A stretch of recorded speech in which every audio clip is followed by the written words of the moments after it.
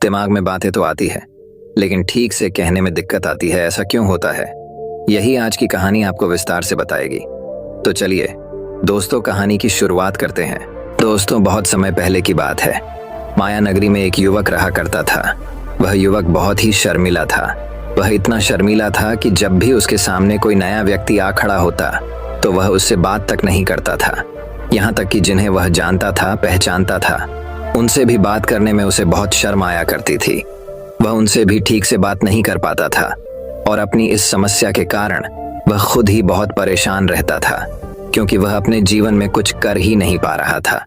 धीरे धीरे समय बीतता गया और समय बीतने के साथ साथ उस युवक की शर्म आने की आदत भी बढ़ती चली गई, जिस कारण वह अत्यधिक निराश रहने लगा, परेशान रहने लगा।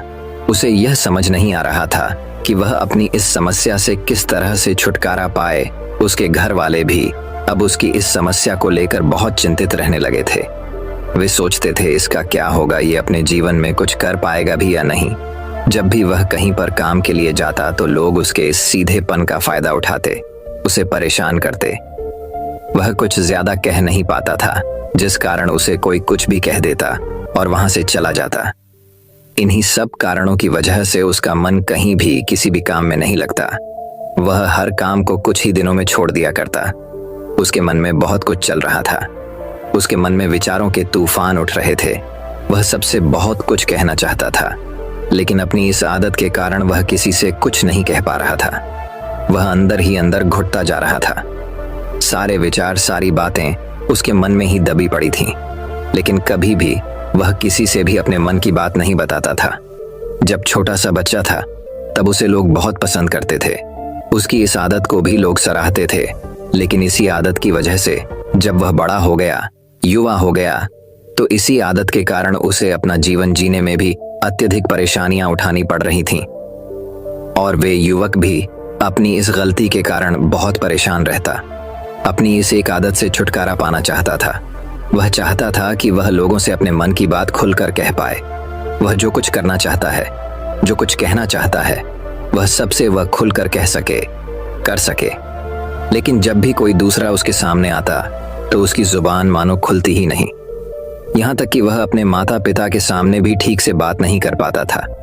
केवल उसके कुछ मित्र थे जिनसे वह अपने मन की बात कर पाता था। जब भी वह किसी बात का जवाब देता तो लोग उसकी हंसी उड़ाते, उसका मजाक बनाते। लोग कहते कि आज तो तेरे मुंह में भी जबान आ गई है। यह समस्या दिन ब दिन बढ़ती चली जा रही थी और इस समस्या के कारण अब उसके पिता भी अत्यधिक चिंतित रहने लगे। वह चाहते थे कि उनका बेटा भी दूसरों के सामने अपने मन की बात रख सके। लेकिन एक दिन जब अपने उस बेटे को दूसरों के सामने शर्मिंदा होता हुआ देख रहे थे, तभी उन्हें बहुत क्रोध आया और वह अपने बेटे को खरी खोटी सुनाने लगे। उन्होंने उसे इतना डांट दिया कि वह युवा लड़का अत्यधिक क्रोधित हो गया और वहां से बिना कुछ कहे वह वहां से चला गया। शाम हो चुकी थी और अब तक उनका बेटा घर नहीं लौटा था। माता और पिता दोनों बड़े ही चिंतित थे। वे अपने बेटे को वापस घर पर देखना चाहते थे, लेकिन युवा लड़का तो भागते भागते पहाड़ की चोटी पर जा पहुंचा था। वह वहां से नीचे की ओर झांक रहा था और ईश्वर से कह रहा था, हे भगवान, आपने मुझे ऐसा क्यों बनाया? लोग मेरा मजाक उड़ाते हैं, लोग मेरी हंसी उड़ाते हैं। जब मैं इस दुनिया में अपने मन की बात रख ही नहीं सकता, मैं किसी से कुछ कह ही नहीं सकता, तो फिर मैं इस जीवन को जी कर क्या करूंगा? जब भी मैं किसी से कुछ कहने की कोशिश करता हूं तो लोग मेरा मजाक बनाते हैं, मेरी हंसी उड़ाते हैं, यहाँ तक कि वह मुझसे कुछ भी कहकर चले जाते हैं और मैं उनका जवाब नहीं दे पाता। ऐसा जीवन जीकर मुझे क्या मिलेगा? इसलिए मैं तेरे पास आ रहा हूँ। इतना कहकर जैसे ही वह युवक कूदने की तैयारी कर रहा था कि तभी पीछे से आवाज सुनाई पड़ी, बेटा, जान देना तो बहुत आसान है, लेकिन इस जान को तुम वापस नहीं पा सकोगे। जैसे ही यह आवाज उसके कानों में पड़ी, वह पीछे मुड़कर देखने लगा। उसने जैसे ही पीछे मुड़कर देखा, उसने पाया कि एक बौद्ध भिक्षु उसके पीछे खड़े हैं। उन्हें देखकर वह डर सा गया और अपने कदम पीछे खींच लिए और चुपचाप वहां पर खड़ा हो गया। अपनी आदत के कारण वह उनसे कुछ कह नहीं पा रहा था। तभी बौद्ध भिक्षु उस युवक से कहते हैं, बेटा, क्या बात है? आखिर तुम यहाँ पर क्या कर रहे हो और तुम अपने इस जीवन को क्यों समाप्त करना चाहते हो? यह अनमोल जीवन बहुत कम लोगों को नसीब होता है और तुम्हें यह जीवन व्यर्थ लगता है। इस पर वह युवक कहता है, नहीं नहीं, कुछ नहीं, मैं तो बस यहाँ पर खड़ा होकर देख रहा था। तभी बौद्ध भिक्षु उस युवक से कहते हैं, बेटा मैं जानता हूँ कि तुम यहाँ पर क्या करने आए थे। तुम मुझसे कुछ नहीं छुपा सकते, लेकिन मैं चाहता हूँ कि तुम अपनी समस्या मुझसे खुद बताओ, तभी मैं उसका समाधान तुम्हें बता पाऊंगा। यदि तुम चाहते हो कि कोई तुम्हारी मदद करे तो उसके लिए पहले तुम्हें ही आगे बढ़ना होगा। यदि तुम चाहते हो कि मैं तुम्हारी समस्या का समाधान करूं तो तुम्हें मुझे अपनी समस्या बतानी होगी, वरना मैं कुछ नहीं कर सकूंगा। उन बौद्ध भिक्षुओं की यह बात सुनकर वह युवक कहता है, नहीं नहीं, मैं ठीक हूँ, मैं सच कह रहा हूँ। उस युवक की यह बात सुनकर बौद्ध भिक्षु उस युवक से कहते हैं, ठीक है बेटा, यदि तुम नहीं चाहते कि मैं तुम्हारी मदद करूं तो कोई बात नहीं, मैं तुम्हारी बात पर विश्वास कर लेता हूँ, लेकिन तुम्हें भी मेरी एक बात पर विश्वास करना चाहिए कि मैं तुम्हारी मदद के लिए ही यहाँ पर आया हूँ। तुम चाहो तो तुम अपनी समस्या मुझे बता सकते हो और मैं तुम्हारी इस समस्या का समाधान भी अवश्य करूंगा। इसका जवाब देते हुए युवक उन बौद्ध भिक्षु से कहता है, नहीं नहीं, मैं ठीक हूँ, आप जाइए। इस पर वह बौद्ध भिक्षु उस युवक से कहते हैं, ठीक है बेटा, यदि तुम चाहते हो कि मैं यहाँ से चला जाऊं तो मैं यहाँ से चला जाता हूँ, लेकिन मेरी एक बात याद रखना, मेरे जाने के बाद मैं तुम्हारी कोई मदद नहीं कर पाऊंगा और हो सकता है कि तुम्हारी मदद के लिए कोई और आगे भी ना आए। इतना कहकर बौद्ध भिक्षु पीछे की ओर मुड़े और अपने मार्ग में आगे बढ़ने लगे। वो युवक वहीं पर खड़ा होकर यह सब देख रहा था। जैसे ही वह कुछ दूर पहुंचे तभी उस युवक ने जोर से आवाज लगाई, है गुरुदेव, मेरी समस्या बहुत बड़ी है, क्या आप उसका समाधान कर सकेंगे? क्या आप मुझे उसका समाधान दे सकेंगे? यह सुनकर बौद्ध भिक्षु वहीं पर खड़े हो गए। पीछे मुड़कर उन्होंने उस युवक की बात का जवाब देते हुए कहा, बेटा, इस दुनिया में कोई भी ऐसी समस्या नहीं है जिसका कोई समाधान न हो। यदि तुम मुझे अपनी समस्या बताओगे तो मैं उसका समाधान अवश्य करूंगा। तभी वह युवक उन बौद्ध भिक्षु से अपनी समस्या बताते हुए कहता है, गुरुवर, मेरी एक बहुत बड़ी समस्या है कि मैं शर्मीला हूँ, जिस कारण मैं किसी से कोई बात नहीं कर पाता।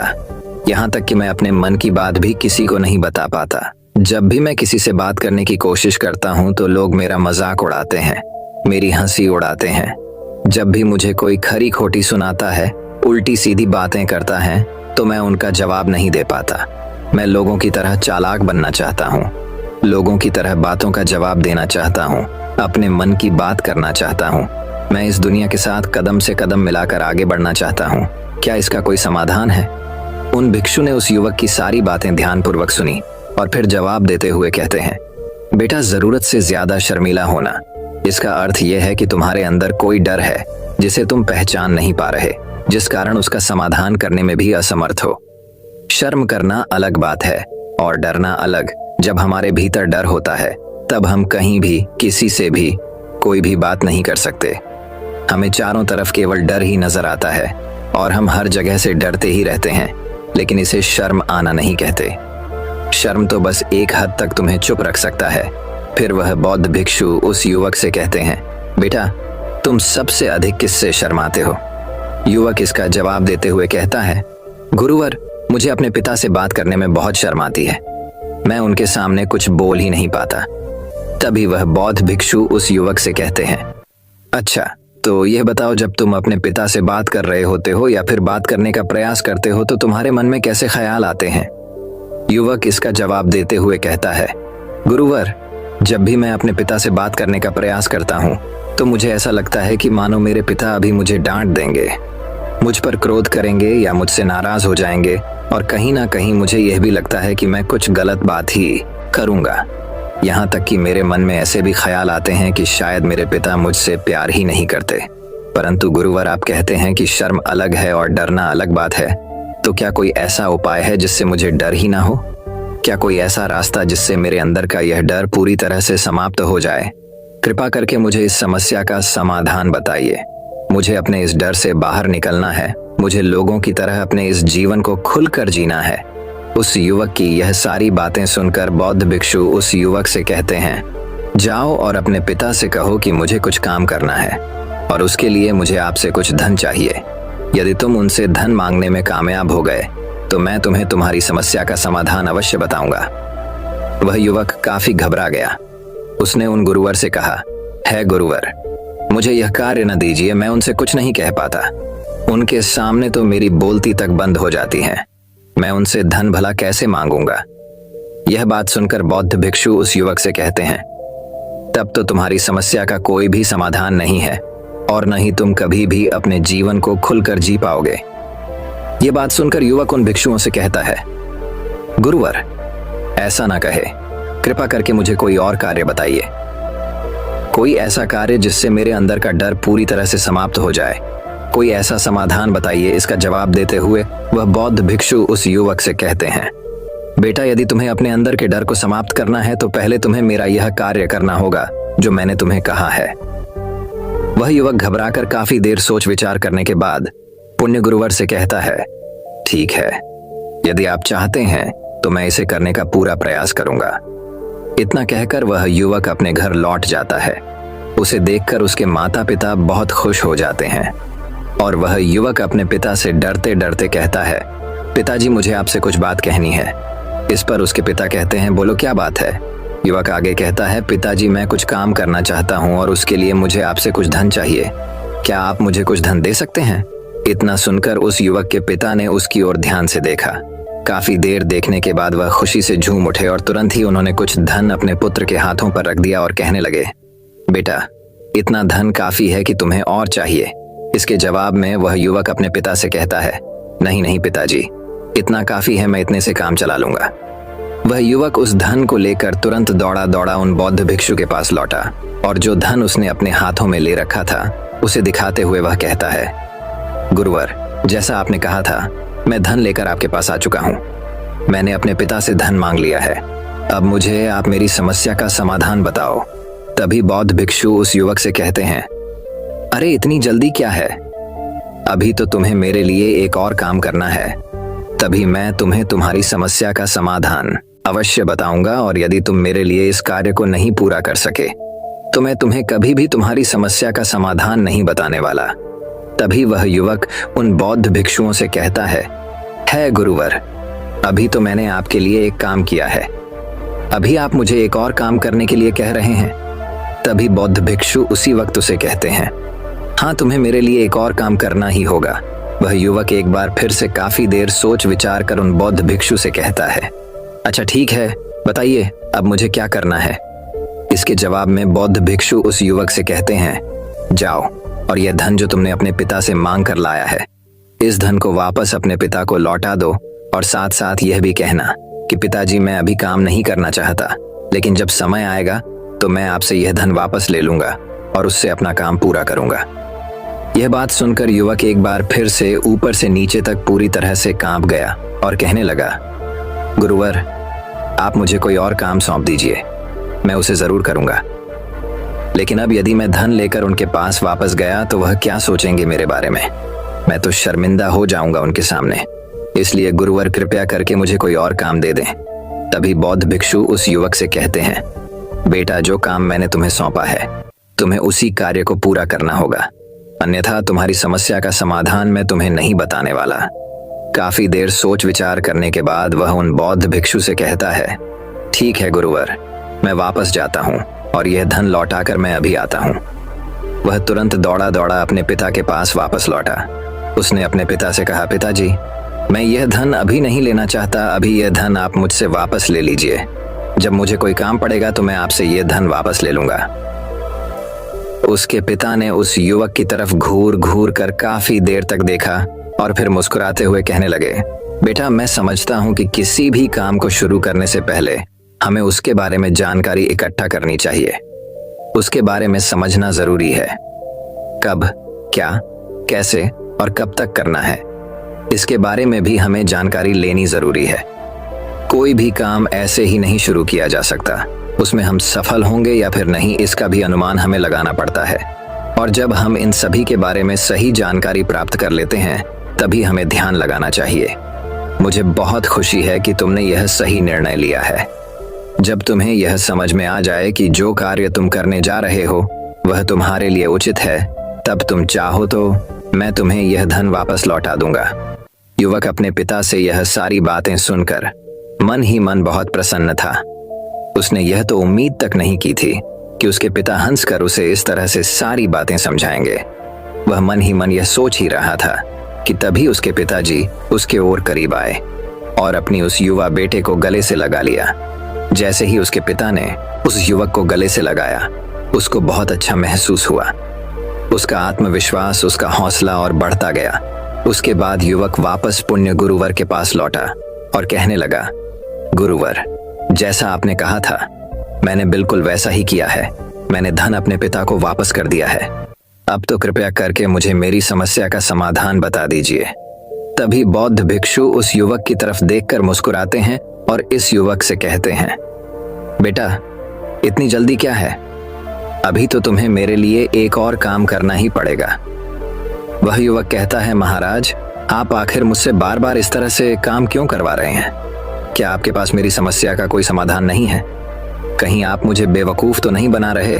जिस तरह से लोग मुझे बेवकूफ बनाते हैं, क्या आप भी मेरे साथ वही तो नहीं कर रहे? आपने कहा, जाओ अपने पिता से पैसे मांग कर लाओ। मैंने पैसे मांग कर लाए। आपने फिर कहा, जाओ ये पैसे अपने पिता को लौटा कर आओ। मैंने आपके कहे अनुसार बिल्कुल वैसा ही किया और अब आप कह रहे हैं कि मैं आपके लिए एक और काम करूं। नहीं, ये मुझसे नहीं होगा। तभी बौद्ध भिक्षु उस युवक की तरफ देखकर मुस्कुराते हैं और कहते हैं, बेटा, बस ये आखिरी काम है और ये बहुत सरल भी है। तुम जैसे ही इस कार्य को पूरा करोगे, मैं तुम्हें वचन देता हूं कि मैं तुम्हारी समस्या का समाधान तुम्हें अवश्य बताऊंगा। इस पर वह युवक फिर से एक बार सोच विचार करता है और उन बौद्ध भिक्षु से कहता है, ठीक है, लेकिन यह आखिरी काम जो मैं आपके लिए करूंगा, बताइए मुझे क्या करना है? तभी बौद्ध भिक्षु एक मूर्ति निकाल कर उस युवक के हाथ में थमा देते हैं। वह मूर्ति दिखने में बहुत ही साधारण सी थी, लेकिन वह बौद्ध भिक्षु उस युवक से कहते हैं, बेटा, तुम्हें इसे बाजार में ले जाना है, इसे बेचना है और इसके बदले में तुम्हें 100 सोने के सिक्के लेकर आने हैं। जब तुम यह करने में सफल हो जाओगे, तभी मैं तुम्हें तुम्हारी समस्या का समाधान तुम्हें बता पाऊंगा। वह युवक उस मूर्ति को अपने हाथ में लेकर बड़े ही गौर से देखता है और उन बौद्ध भिक्षुओं से कहता है गुरुवर, ये तो बड़ी ही साधारण सी मूर्ति लग रही है, मानो मिट्टी की बनाई गई हो। इसके लिए भला 100 सोने के सिक्के मुझे कौन देगा? कहीं आपका माथा फिर तो नहीं गया है? इसके 1 या 2 सोने के सिक्के मिल जाएं, वही बहुत है, लेकिन इसके लिए 100 सोने के सिक्के कोई नहीं देगा। तभी बौद्ध भिक्षु उस युवक से कहते हैं, बेटा, मैंने जो तुम्हें काम सौंपा है, यदि तुम उसे पूरा करोगे तभी तुम्हें तुम्हारी समस्या का समाधान मिल पाएगा। अन्यथा तुम चाहो तो अपने घर लौट सकते हो, फिर से वही अपने पुराने जीवन में, जहां लोग तुम्हारा मजाक बनाते हैं, लोग तुम्हें डराते हैं, सताते हैं। मैं तुम्हें यहाँ अपने डर को निकलने में तुम्हारी मदद कर रहा हूँ। तुम मेरे यह काम करके अपने डर को धीरे धीरे भगा पाओगे। मेरे इस काम को पूरा कर दो, तुम्हें सब समझ आ जाएगा। वह युवक उन बौद्ध भिक्षुओं की बात सुनकर मन ही मन यह विचार करता है कि मुझे तो मेरी समस्या का समाधान किसी भी हालत में चाहिए, जिस कारण वह उस मूर्ति को उठाकर बाजार की ओर चल पड़ता है। बाजार पहुंचकर वह एक जगह चुपचाप उस मूर्ति को लेकर खड़ा हो जाता है और इंतजार करने लगता है कि कोई आएगा और उसे उस मूर्ति के बारे में पूछेगा और तब वह उस मूर्ति के लिए 100 सोने के सिक्के की मांग करेगा। देखते ही देखते काफी समय बीत गया, लेकिन अभी तक उसके पास कोई भी व्यक्ति नहीं आया था। उसने आसपास देखा तो लोग चिल्ला चिल्ला कर अपने सामानों को बेच रहे थे, जोर जोर से आवाज लगा रहे थे। उसने भी सोचा, यदि मुझे अपनी इस मूर्ति को बेचना है तो मुझे भी जोर जोर से आवाज लगानी होगी। उस युवक ने चिल्लाना शुरू किया, लेकिन वह इतनी जोर से नहीं चिल्ला पा रहा था। उसकी आवाज उसे खुद तक सुनाई नहीं पड़ रही थी, तो भला उसकी आवाज को दूसरे कैसे सुनते, जिस कारण उसे कोई भी व्यक्ति खरीदने के लिए तैयार नहीं था। धीरे धीरे शाम का समय हो चुका था और उस व्यक्ति को यह डर था कि कहीं वह बौद्ध भिक्षु वहां से कहीं चला ना जाए, अन्यथा उसे उसकी समस्या का समाधान कौन देगा। यह सोचकर उसने जोर जोर से आवाज लगानी शुरू की, 100 सोने के सिक्के में यह मूर्ति ले लो। उसकी आवाज सुनकर लोग उसके पास आने लगे और उससे यह सवाल करने लगे, इस मूर्ति में ऐसा क्या है जो तुम इसके लिए 100 सोने के सिक्के मांग रहे हो? इसके अंदर ऐसा कुछ तो खास होगा ही। युवक काफी देर सोच विचार कर उस युवक से कहता है, नहीं नहीं, मुझे कुछ नहीं पता, मैं तो बस ये मूर्ति यहाँ पर बेचने आया हूँ। तभी उसमें से एक युवक उस युवक से कहता है, अगर ऐसी बात है तो इस मूर्ति को कोई नहीं खरीदने वाला।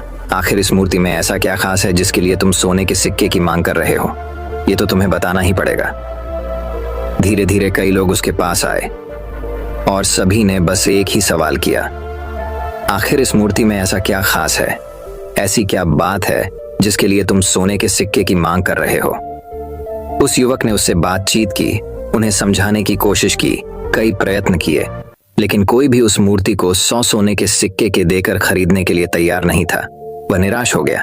उसे कुछ समझ नहीं आ रहा था कि वह क्या करे। तभी बाजार में उसने देखा कि कुछ लोग अपने सामानों की खासियत बता रहे हैं, उसे बेचने के लिए उसकी खास खास बातों के बारे में लोगों को समझा रहे हैं। ये देखकर उसने भी सोचा कि मुझे भी इस मूर्ति की कुछ खासियत लोगों को बतानी होगी। उसने फिर एक बार जोर जोर से आवाज लगानी शुरू की, समस्या का समाधान निकालने वाली मेरी गुरु की इकलौती मूर्ति, जो इस दुनिया में केवल एक ही है। जिसके पास भी यह मूर्ति होगी उसके घर में कोई समस्या नहीं होगी। ये मूर्ति समस्या का समाधान तुम्हें अवश्य बताएगी। ये सुनकर लोग उसके पास पहुंचने लगे और उसे यह सवाल करने लगे, क्या सच में यह मूर्ति जिसके पास होगी उसके पास कोई समस्या नहीं होगी? क्या सच में यह सभी समस्याओं का समाधान करती है? इसका जवाब देते हुए युवक कहता है, हाँ, सभी समस्याओं का समाधान कर देती है। यदि आप इस मूर्ति को ले जाते हैं, आपके घर में कोई भी समस्या होगी तो उसका समाधान ये आपको अवश्य बताएगी। चाहे कोई भी समस्या हो, कैसी भी समस्या हो, कैसी भी परिस्थिति हो, आपको इसका समाधान अवश्य मिलेगा। इतना सुनने के बाद अब वही एक मूर्ति सबको चाहिए थी। उस मूर्ति के दाम लगाने लगे। कोई उसे 200 सोने के सिक्के, तो कोई 400, कोई 6-7, तो कोई 1000 सोने के सिक्के देने के लिए तैयार था। उस मूर्ति की कीमत लगातार बढ़ती जा रही थी। जैसे जैसे लोगों को पता चलता जा रहा था कि यह मूर्ति लोगों की समस्या का समाधान करती है, लोग उसे किसी भी कीमत पर खरीदने के लिए तैयार हो गए थे।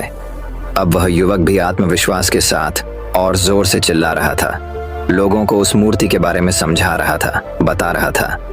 अब उसके मन में कोई डर नहीं था। वह लोगों को उस मूर्ति के बारे में पूरे आत्मविश्वास के साथ बिना घबराए उस मूर्ति की खासियत बताने में लगा हुआ था, जिस कारण लोग उस पर भरोसा कर रहे थे और वह भरोसा लोगों की नजरों में नजर भी आ रहा था।